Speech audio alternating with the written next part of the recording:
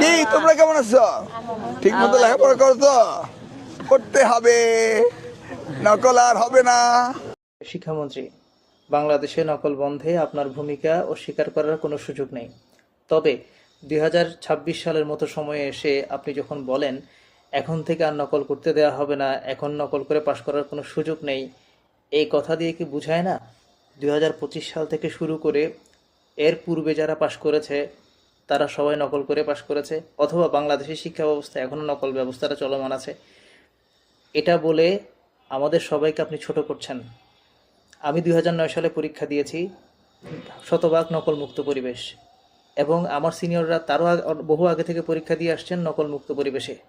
অতএব 2026 সালের মতো সময়ে এসে আপনি যখন বলেন যে নকল আর করতে দেয়া হবে না, এতে করে আমাদের সবাইকে আপনি অপমান করছেন, ছোট করছেন। সেটার অধিকার আপনাকে কেউ দেয় নাই। অথচ এর থেকে ভালো কিছু আলোচনা সমালোচনা আপনার করার সুযোগ ছিল।